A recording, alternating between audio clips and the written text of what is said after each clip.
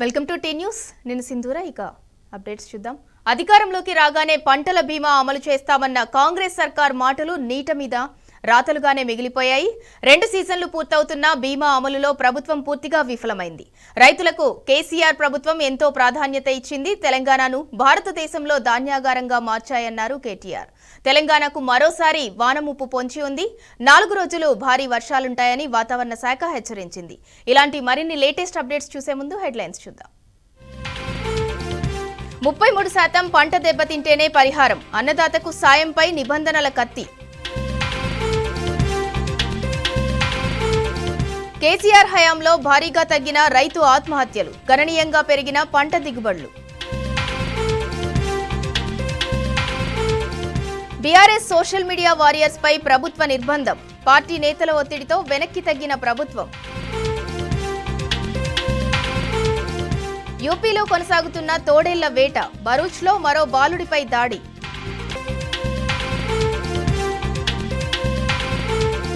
ఢిల్లీలో భారీ వర్షాలు. జలమయమైన లోతట్టు ప్రాంతాలు.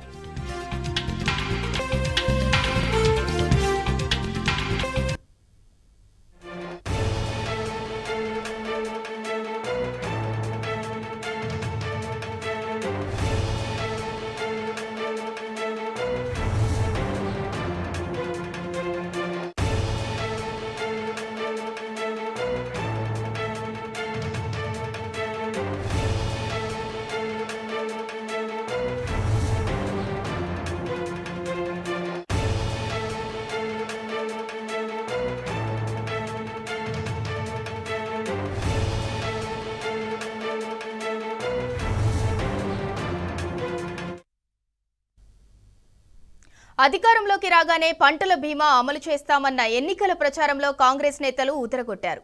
ప్రభుత్వ ఏర్పాటు తర్వాత ఈ వానాకాలం నుంచే రైతులకు ఉచిత పంటల బీమా అమలు చేయబోతున్నామని మంత్రి తుమ్మల నాగేశ్వరరావు ప్రకటించారు కూడా.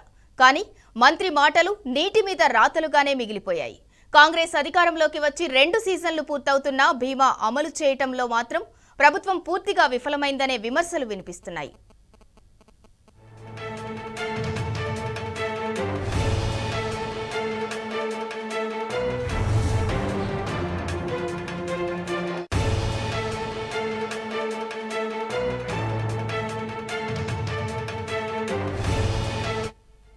భారీ వర్షాలతో సుమారు 10 నుంచి 15 లక్షల ఎకరాల్లో పంట నష్టం జరిగినట్టుగా వ్యవసాయ శాఖ అంచనా వేస్తుంది.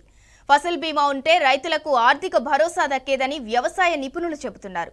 కానీ ప్రభుత్వం నిర్లక్ష్యం వల్లే రైతులే నష్టాలను భరించాల్సిన పరిస్థితి ఏర్పడిందని విమర్శిస్తున్నారు. ఈ ఏడాది మార్చ్, ఏప్రిల్ నెలల్లో కూడా అకాల వర్షాలతో పంటలు భారీగా దెబ్బతిన్నాయి. మార్చిలో కురిసిన వర్షాలతో 15,814 ఎకరాల్లో పంట నష్టం జరిగినట్టు గుర్తించి ఎకరాకు 10,000 రూపాయల చొప్పున ప్రభుత్వం పరిహారం చెల్లించింది. ఏప్రిల్లోనూ సుమారు 3,120 ఎకరాల్లో పంట నష్టం జరిగినట్టు ప్రభుత్వం వెల్లడించింది. ఆ రైతులకు ఎకరాలకు 10,000 రూపాయల పరిహారం ప్రకటించి ఇప్పటికీ చెల్లించలేదు. దాంతో ఏప్రిల్ పరిహారం ఎగ్గొట్టి ప్రస్తుత పంట నష్టానికి మాత్రమే పరిహారం చెల్లిస్తుందేమో అనే అనుమానాల్లో రైతులు వ్యక్తం చేస్తున్నారు.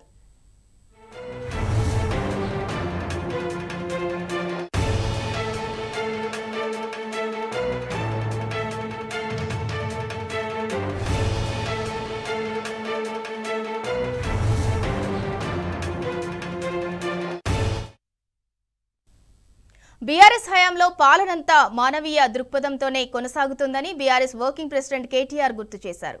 తెలంగాణలో రైతులకు కేసీఆర్ ప్రభుత్వం ఎంతో ప్రాధాన్యత ఇచ్చిందన్నారు. వ్యవసాయ కార్యకలాపాలలో తెలంగాణను భారతదేశంలో ధాన్యాగారంగా మార్చాయన్నారు. అదే సమయంలో రైతుల ఆత్మహత్యల సంఖ్య గణనీయంగా తగ్గిందన్నారు. ఈ మేరకు ఓ సంస్థ విడుదల చేసిన గ్రాఫ్ను ట్విట్టర్లో పోస్ట్ చేశారు. 2015 నుంచి 2022 వరకు తెలంగాణలో రైతు ఆత్మహత్యలు చాలా తగ్గాయని కేటీఆర్ వివరించారు.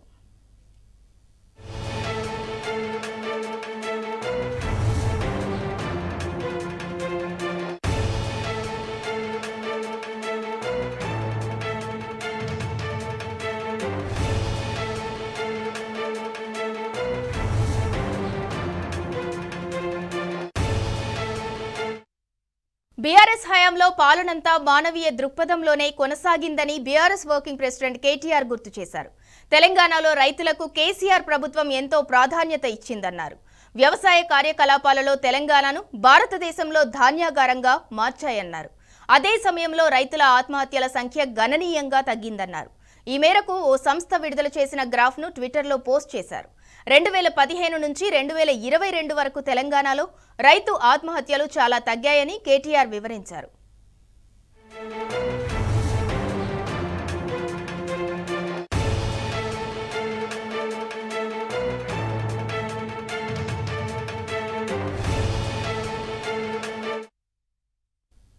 తెలంగాణలో మరో 4 రోజులు మోస్తరు నుంచి భారీ వర్షాలు కురిసే అవకాశం ఉంది. వాయువ్య బంగాళాఖాతంలో కొనసాగుతున్న అల్పపీడనం ప్రభావంతో భారీ వర్షాలు కొనసాగుతాయని హైదరాబాద్ వాతావరణ కేంద్రం హెచ్చరించింది. నేడు ఆదిలాబాద్, భూపాలపల్లి, ములుగు, భద్రాద్రి, వరంగల్, హన్మకొండ జిల్లాలకు భారీ వర్షాలు కురుస్తాయని వెల్లడించింది. ఈ మేరకు ఆయా జిల్లాల్లో ఎల్లో అలర్ట్ జారీ చేసింది.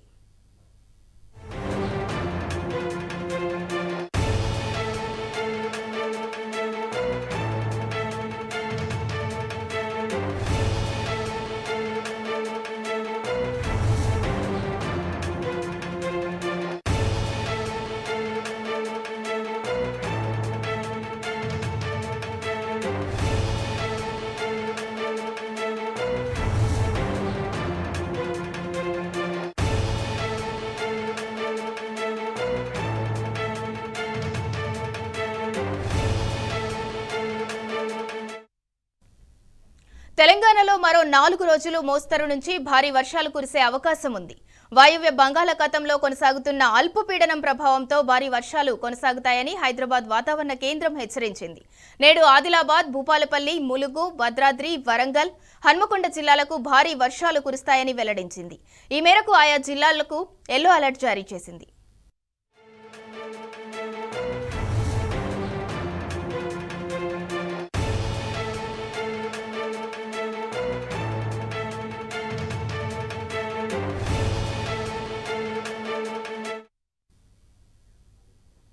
నైరుతి రుతుపవనాల కారణంగా దేశవ్యాప్తంగా భారీ వర్షాలు కురుస్తున్నాయి. అయితే రానున్న 3 రోజుల పాటు ఉత్తర, ఈశాన్య రాష్ట్రాల్లో భారీ నుంచి అతి భారీ వర్షాలు కురుస్తాయంటోంది ఐఎండీ. భారీ వర్షాల నేపథ్యంలో రాజస్థాన్, ఉత్తరాఖండ్ ఆరెంజ్ అలర్ట్ జారీ చేసింది. మధ్యప్రదేశ్, యూపీ, ఏపీ, ఢిల్లీ, గుజరాత్, ఛత్తీస్గఢ్, ఒడిశా, కర్ణాటక, మహారాష్ట్ర, గోవా, తెలంగాణ, నాగాలాండ్, మణిపూర్, మిజోరాం రాష్ట్రాల్లో ఎల్లో అలర్ట్ అమల్లో ఉంది. ఢిల్లీలో ఉరుములు, మెరుపులతో కూడిన వర్షాలు పడతాయని పేర్కొంది. ముంబైలో సెప్టెంబర్ 11 వరకు వర్షాభావ పరిస్థితులు కొనసాగే అవకాశం ఉందని వెల్లడించింది వాతావరణ శాఖ. వర్షాల నేపథ్యంలో ప్రజలు అప్రమత్తంగా ఉండాలని సూచించింది.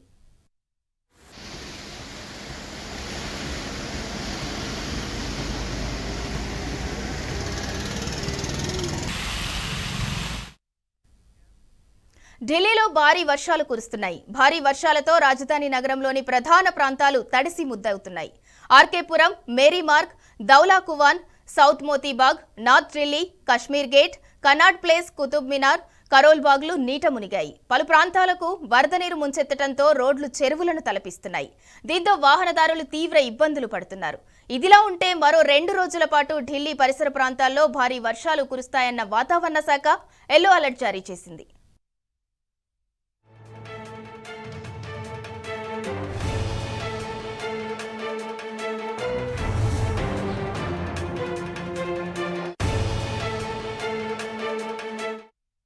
రేవంత్ పాలనలో అన్ని వర్గాల ప్రజలు ఏడుస్తున్నారన్నారు మాజీ మంత్రి నిరంజన్ రెడ్డి. వరద బాధితులకు సహాయం అందించడంలో ప్రభుత్వం విఫలమైందని మండిపడ్డారు. రేవంత్ సర్కార్కు ముందు చూపు లేదన్నారు. గత ప్రభుత్వం మీద విమర్శలు ఆపి బాధితులను ఆదుకోవాలని సూచించారు. బీఆర్ఎస్ అధినేత కేసీఆర్ అంటే వ్యక్తి కాదు, వ్యవస్థ అని తెలిపారు.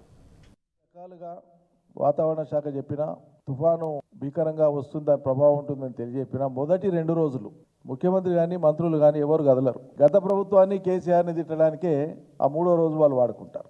ఏంది మీ సంస్కారం? ఇంత దౌర్భాగ్య పరిస్థితి నాకు అర్థం కాదు. ఎంత దుష్ట సాంప్రదాయం ఇది. నీ రాజకీయాలు ఉంటే, నీ విమర్శలు ఉంటే, ఈ సహాయక చర్యలు పూర్తయినాక చివరిలో ఒక సమీక్ష పెట్టుకొని మీరు ఏం గొప్ప చేసిండ్రు, గతంలో ఏం పొరపాట్లు జరిగినాయి, వాళ్ళు జరిగితే అది ఎత్తి చూపి ప్రజల్ని కన్విన్స్ చేయాలి. ఇగో గతంలో వాళ్ళు అట్లా చేయలేకపోయినా ఇక చూడు మేము ఎంత గొప్పగా చేసినామని చెప్పాలి. ఈ చెప్పనికే చేతగాక హెలికాప్టర్ లేదని ఒక మంత్రి ఏడుస్తాడు. సమయానికి డ్రామాలా ఇవి? మిమ్మల్ని పాలన చేయమని, సమర్థవంతంగా ప్రజలకు న్యాయం చేయమని ప్రజలు ఎన్నుకుంటే ఏడవనికి నువ్వే కావాలన్నా? ఏటిగా ఏడుపులు? జనం ఏడ్చి చేస్తున్నారు మీ పాలనలా. మీరు ఇచ్చిన ఒక గ్యారంటీ అమలు కాక జనం ఏడ్చి చేస్తున్నారు. రైతులు ఏడుస్తుండ్రు, నిరుద్యోగులు ఏడుస్తుండ్రు, యువత ఏడుస్తుంది, మహిళలు ఏడుస్తున్నారు, సంక్షేమం ఉందని ప్రజలు ఏడుస్తున్నారు. ఏడుపులు హాహాకారాలతో పాటు వరద బాధిత ప్రాంతాల్లో ప్రజల యొక్క ఆవేదనను వింటే, అది చూస్తే, వాళ్ళు వాడే భాష చూస్తే, మీరు సమర్థించమది కానీ వాళ్ళ ఆక్రందనలోకి వచ్చేటువంటి ఆ భాష అదంతా చూస్తేనంటే ఆ జిల్లాలో ఉండేటువంటి 3 మంత్రులు ఘోరంగా విఫలమైందని చెప్పి ప్రజలు మాట్లాడుకుంటున్నారు. ఖమ్మం జిల్లా ప్రజలు వరద బాధిత బారిన పడేటువంటి ప్రజల యొక్క ఆర్తనాదాలు వినండి, ఒకసారి అర్థమవుతుంది. మీకు ముందు చూపు లేదు, ప్రజల్ని కాపాడాలనేటువంటి ఒక మానసిక దృఢచిత్తం లేదు. ముందు చూపు ఉంటే ముందు పోయి ఉరుకులాడుకుంటా పోయి తర్వాత ప్రధానమంత్రి రమ్మని అడుగుతారు. ఎవరైనా పరిస్థితిని చూసి బేరీజు వేసి ఈ నష్టం ఉంది మీరు రాండి అని విన్నవిస్తారు. ఈయన ఈ నుంచి కదలకుండానే ప్రధానమంత్రి గారు రావాలని కోరుతారు. ఇదేం విచిత్రం నాకు అర్థం కాదు.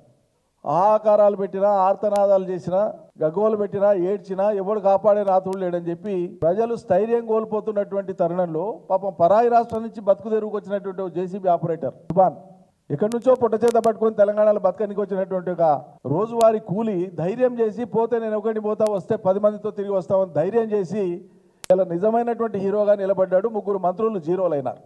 మీకే టీం వర్క్ లేకపోతే మీరు అధికార యంత్రాంగానికి ఏం దిశానిర్దేశం చేస్తారు? అధికారాన్ని పెట్టుకొని విపక్ష నేతల్ని తిట్టడానికి అధికారుల సమావేశం పెట్టుకునేది మీరు ఏం సంకేతం ఇస్తారు? మీరు ప్రజలకు నష్టం జరిగినాక మీరు హెలికాప్టర్లు వెతుకుంటారా? ఇదేనా మీకున్న ముందు చూపు? ఇది మీ అసమర్థతకు తార్కాణం కాదా? ప్రభుత్వంగా మీరేం చేయాలో నాకు అది చేయమంటే కేసీఆర్ లేడు కనిపిస్తుంది. కేసీఆర్ వ్యక్తిగా కనిపించాడు, కేసీఆర్ ఒక వ్యవస్థగా కనిపిస్తాడు తెలంగాణ సమాజంలో. అది మీకు తెలియదు, అర్థం కాదు. ఇలా లక్షల మంది కేసీఆర్లు ఉన్నారు తెలంగాణ రాష్ట్రంలో. ఒక వ్యక్తి కాదు కేసీఆర్. ఎంతసేపు ఒక వ్యక్తిగా టార్గెట్ చేసి మాట్లాడి ఏదో చిన్నగా చేసేటువంటి ప్రయత్నాన్ని నువ్వు చేస్తే నీ చిన్న బుద్ధి బయటపడుతుంది తప్ప హుందాతనం కాదు అది. ప్రజలకు ఏం జరిగింది, ఏం జరగాలి, ఎక్కడ ప్రజలకు కనిపించేది కేసీఆర్ వాళ్ళు జరిగిన మేల్లో కనిపిస్తాడు. తెలంగాణ అభివృద్ధిలో కేసీఆర్ ఉంటాడు. నువ్వు ఏది తీసుకుంటే దాంట్లో కేసీఆర్ ఉంటాడు. ఒక విత్తనంలో కేసీఆర్ ఉంటాడు, ఒక పంటల కేసీఆర్ ఉంటాడు, ఒక నీళ్ళలో కేసీఆర్ ఉంటాడు, ఒక మంచినీళ్ళలో కేసీఆర్ ఉంటాడు. ఈ రాష్ట్రం భారతదేశంలో నంబర్ 1 స్థానానికి ఎదిగినటువంటి ఆ పునాదులలో కేసీఆర్ కనిపిస్తాడు, ఆ అభివృద్ధిలో కేసీఆర్ కనిపిస్తాడు. రేవంత్ సర్కార్ తీరుపై బీఆర్ఎస్ ఎమ్మెల్యే కౌశిక్ రెడ్డి మండిపడ్డారు. కాంగ్రెస్ ప్రభుత్వం బీఆర్ఎస్ ఎమ్మెల్యేలు, ఎంపీలు, ఎమ్మెల్సీల ఫోన్లను ట్యాపింగ్ చేస్తుందని ఫైర్ అయ్యారు. కరీంనగర్ జిల్లాలోని ప్రతి ప్రభుత్వ అధికారి ఫోన్లను సైతం ట్యాపింగ్ చేశారని ఆగ్రహం వ్యక్తం చేశారు. ఫోన్ ట్యాపింగ్ పై సిబిఐ ఎంక్వైరీ చేపట్టాలని డిమాండ్ చేశారు. ఈ ప్రభుత్వం ఎమ్మెల్యేగా నేను ఉన్నప్పటికీ నా ఫోన్ ఖచ్చితంగా ఈ ప్రభుత్వం ట్యాపింగ్ చేస్తుందని చెప్పి నేను ఆరోపిస్తా ఉన్నానని చెప్పి సందర్భంగా తెలియజేస్తా ఉన్నాను. నాతో పాటు మా బీఆర్ఎస్ పార్టీలో ఉన్న ప్రతి ఎమ్మెల్యేది, ప్రతి ఎమ్మెల్సీది, ప్రతి ఎంపీ ఫోన్ కూడా ట్యాప్ చేస్తా ఉన్నారని చెప్పి సందర్భంగా తెలియజేస్తా ఉన్నాను. వీళ్ళు ఖచ్చితంగా ట్యాప్ చేస్తా ఉన్నారు.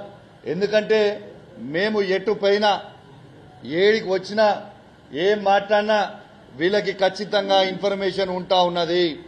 వీళ్ళకి ఇన్ఫర్మేషన్, మా పర్సనల్ ఇన్ఫర్మేషన్ వీళ్ళకి ఎట్లా వస్తా ఉందని చెప్పి నేను అడుగుతా ఉన్నాను. ఖచ్చితంగా ఈ ప్రభుత్వము ఎమ్మెల్యేలది, ఎమ్మెల్సీలది, ఎంపీలది ఫోన్ ట్యాపింగ్ చేస్తున్నారని చెప్పి నేను సీరియస్ గా అనుమానిస్తున్నాను. ఎందుకంటే దీనికి నేను ఉదాహరణ చెప్తా. నిన్న మానకొండ శాసనసభ్యులు మంత్రి గారి ఇంట్లో హైదరాబాద్ లో నిలబడుకుంటూ ఒక ఛానల్ కి ఇంటర్వ్యూ ఇచ్చిండు.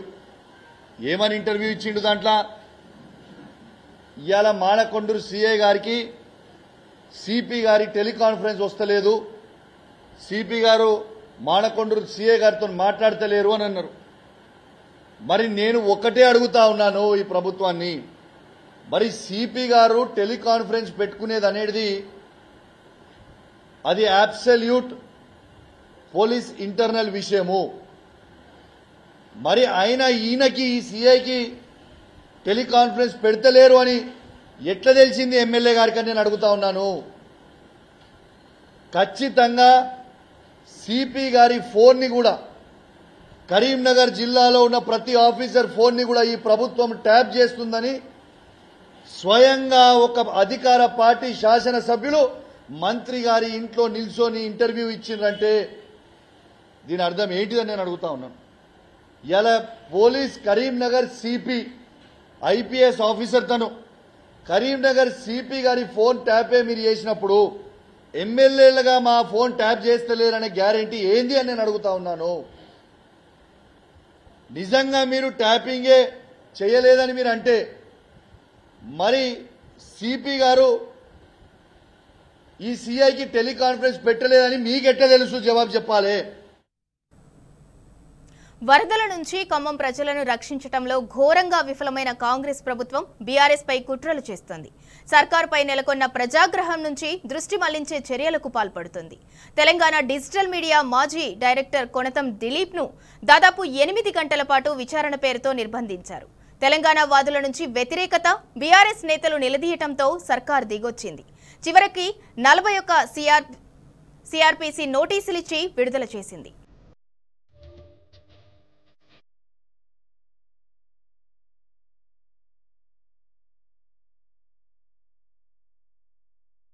తెలంగాణ డిజిటల్ మీడియా మాజీ డైరెక్టర్ తెలంగాణ వాది కొనతం దిలీప్ ను గురువారం ఉదయం నిర్బంధంలోకి తీసుకున్న పోలీసులు రాత్రి పొద్దుపోయాక 41 సిఆర్పిసి కింద నోటీసులు ఇచ్చి విడిచిపెట్టారు.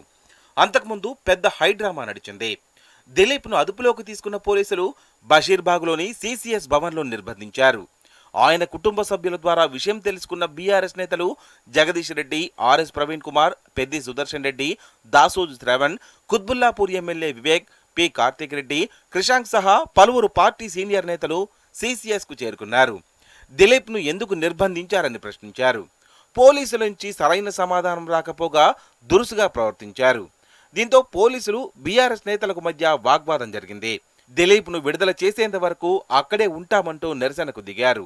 దాంతో సిసిఎస్ వద్ద ఉద్రిక్త పరిస్థితులు నెలకొన్నాయి. సిసిఎస్ వద్ద బీఆర్ఎస్ నేతలను పోలీసులు అడ్డుకోవడాన్ని చిత్రీకరిస్తున్న బీఆర్ఎస్ కార్యకర్త నుంచి పోలీసులు సెల్ ఫోన్ లాక్కున్నారు.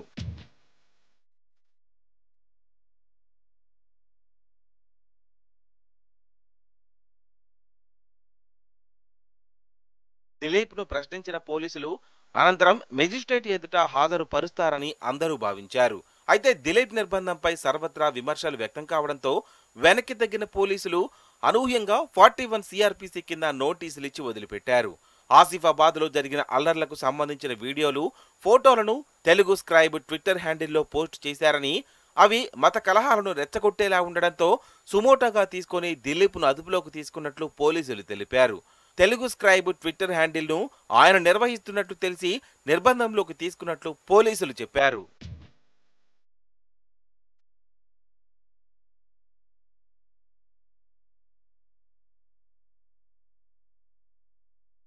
ప్రభుత్వ చేతకానితనాన్ని దిలీప్ కొంతకాలంగా ప్రశ్నిస్తుండటంతోనే ఆయనను నిర్బంధంలోకి తీసుకున్నారని బీఆర్ఎస్ వర్కింగ్ ప్రెసిడెంట్ కేటీఆర్ దుయ్యబట్టారు. తప్పుడు కేసులో ఇబ్బంది పెట్టాలని చూసినందుకు కొన్ని రోజుల క్రితం హైకోర్టు చివాట్లు పెట్టినా ప్రభుత్వానికి బుద్ధి రాలేదని మండిపడ్డారు. ప్రశ్నించే గొంతు నొక్కడమేనా ప్రజాపాలన అని ప్రశ్నించారు. అక్రమ నిర్బంధాలతో పాలన కొనసాగించాలనుకోవడం భ్రమేనని కేటీఆర్ పేర్కొన్నారు. ఎన్ని కేసులు పెట్టినా, ఎన్ని అక్రమ నిర్బంధాలు చేసినా ప్రభుత్వాన్ని ప్రశ్నించేవారు పుట్టుకొస్తూనే ఉంటారని చెప్పారు. 9 నెలలుగా రాష్ట్రంలో వాక్ స్వాతంత్రం లేదని విమర్శించారు.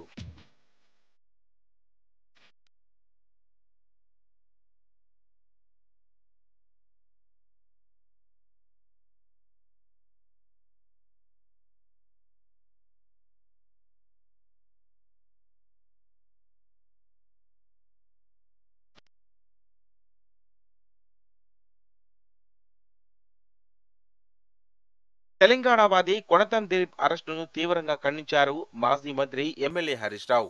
సోషల్ మీడియా వేదికగా ప్రశ్నిస్తే అరెస్టులు చేస్తారా, ఎలాంటి ఆధారం లేకుండా అర్ధరాత్రి వరకు నిర్బంధిస్తారా అని ఎక్స్ వేదికగా ప్రభుత్వ తీరును ఎండగట్టారు. కక్షపూరిత, ప్రతీకార పూరిత చర్యలను మానుకోవాలని హితవు పలికారు. ప్రజాప్రభుత్వమని ప్రచారం చేసుకుంటూ అప్రజాస్వామికంగా వ్యవహరించడం దుర్మార్గమన్నారు. తాటాకు బెదిరింపులకు భయపడేది లేదని, ప్రజా సమస్యల పట్ల పోరాటాన్ని ఆపేది లేదని తెగేసి చెప్పారు.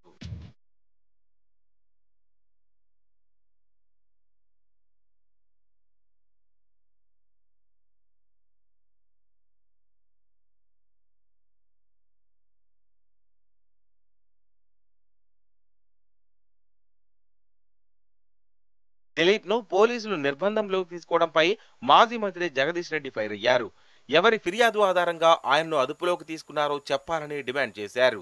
పోలీసుల సమాధానాలు పొంతన లేకుండా ఉన్నాయని మండిపడ్డారు. ప్రభుత్వ వైఫల్యాలను ఎత్తి చూపితే పోలీసులతో దౌర్జన్యానికి దిగుతున్నారని ఆగ్రహం వ్యక్తం చేశారు. వరదలపై సీఎం, మంత్రులు నిద్రావస్థలో ఉన్నారని సోషల్ మీడియాలో వార్తలు వచ్చాయని, అలాంటి వాటిని కట్టడి చేసేందుకే ఈ తరహా నిర్బంధాలకు దిగుతున్నారని ఆరోపించారు. పోలీసులపై ఆధారపడి బతకాలని ప్రభుత్వం ప్రయత్నిస్తోందని విమర్శించారు. ఏ కారణం లేకుండా దిలీప్ను నిర్బంధించినందుకు క్షమాపణలు చెప్పాలని డిమాండ్ చేశారు. కొనతం దిలీప్ గారిని మధ్యాహ్నం నుంచి తీసుకొచ్చిన పోలీసులు కారణం చెప్పకుండా మేము వచ్చి అడిగితే అరెస్ట్ చేయలేదని చెప్పారు. మొదలు దేని గురించి తీసుకొచ్చినారు అంటే సమాచారం లేదు. కేవలం పైనుంచి ఉత్తర్వులు వచ్చినాయి, అరెస్ట్ చేసినాం. సార్ మేము అరెస్ట్ చేసినాం, రేపు పొద్దున ప్రొడ్యూస్ చేస్తున్నాం, జడ్జి గారి ముందర ప్రవేశపెడుతున్నాం అన్నమాట. ఇది ఒక చేతగాని ప్రభుత్వం, ఇది ఒక పిరికి ప్రభుత్వం. మీరు ఇచ్చిన వాగ్దానాల గురించి అడిగే హక్కు ప్రజలకు ఉంది, నిలదీసే హక్కు ప్రజలకు ఉంది. ఎవరు ప్రశ్నిస్తే వాళ్ళ మీద దాడి చేస్తాం, మా కాంగ్రెస్ గుండాలతో దాడి చేయిస్తాం, మేమే కేసులు పెట్టిస్తాం, ఇక దాంతోనే అందరికి నోరు మోయిస్తాం అని చెప్పి అనుకుంటున్నారు పాపం. దిలీప్ను ఏ ఆధారంతో నిర్బంధంలోకి తీసుకున్నారని ఆర్ఎస్ ప్రవీణ్ కుమార్ ప్రశ్నించారు. ఆధారాలు ఉంటే చూపించాలని కోరారు. కుటుంబ సభ్యులతోనూ మాట్లాడనివ్వకుండా గంటల పాటు నిర్బంధంలో పెట్టడం ఏంటని నిలదీశారు. మత కల్లోలాలను బీఆర్ఎస్ ఎన్నడూ ప్రమోట్ చేయలేదని పేర్కొన్నారు. బీజేపీ మాత్రం బహిరంగంగానే ఆ పని చేస్తోందని విమర్శించారు. సీఎం ఆదేశాలతోనే ఆయనను అదుపులోకి తీసుకున్నారని ఆరోపించారు. మతం పేరుతో చిచ్చు పెడుతున్న వారిని మాత్రం ముట్టుకోవడం కూడా లేదని ఆగ్రహం వ్యక్తం చేశారు. కొనతం దిలీప్ గారిని ఏ ఆధారం లేకుండా ఈరోజు 4 నుంచి 5 గంటల పాటు నిర్బంధించింది. ఏ ఆధారం ఉందో చూపించమంటే చూపించారు. తెలుగు స్క్రైబ్ అనే ట్విట్టర్ హ్యాండిల్కు కొనతం దిలీప్కు ఏ మాత్రం కూడా సంబంధం లేదు. అది ఉంటే ఎస్టాబ్లిష్ చేయండి, అదేమైనా ఆధారం ఉంటే చూపించండి అంటే చూపించారు. ఏమనంటే రాష్ట్రంలో మత కల్లాలు జరుగుతున్నాయి, తెలుగు స్క్రైబ్ ఒక న్యూస్ సర్క్యులేట్ చేసింది.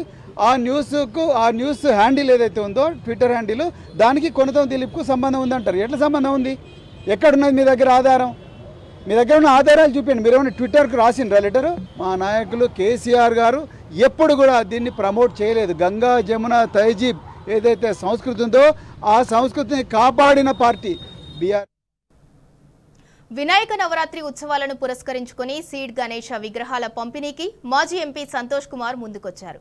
గ్రీన్ ఇండియా ఛాలెంజ్ లో భాగంగా ప్రతి ఏటా నిర్వహించే వినాయక విగ్రహాల పంపిణీని ఎర్రవల్లిలోని నివాసంలో ప్రారంభించారు. మట్టి, కొబ్బరి పీచు మిశ్రమంలో వివిధ రకాల విత్తనాలతో కూడిన ఎకో ఫ్రెండ్లీ ప్రతిమలు రూపొందించి సంతోష్ కుమార్ పర్యావరణ పరిరక్షణకు పాటుపడుతున్నారు. 9 రోజుల పాటు పూజలందుకున్న వినాయక విగ్రహాలను మట్టిలో ఉంచితే కొద్ది రోజుల తర్వాత విత్తనాలు మొలకెత్తుతాయి. ప్రతి ఒక్కరిని పర్యావరణ పరిరక్షణలో భాగస్వామ్యులను చేయాలనే సంతోష్ కుమార్ ఆలోచన పట్ల సర్వత్రా అభినందనలు వెల్లువెత్తుతున్నాయి. ఇక పర్యావరణానికి హాని కలిగించే రసాయనిక రంగులతో కూడిన గణేష విగ్రహాలను ప్రజలు నెలకొల్పటం మానుకోవాలని సంతోష్ కుమార్ కోరారు. స్వచ్ఛమైన మట్టితో తయారు చేసే విగ్రహాలనే ప్రతిష్ఠించాలని సూచించారు.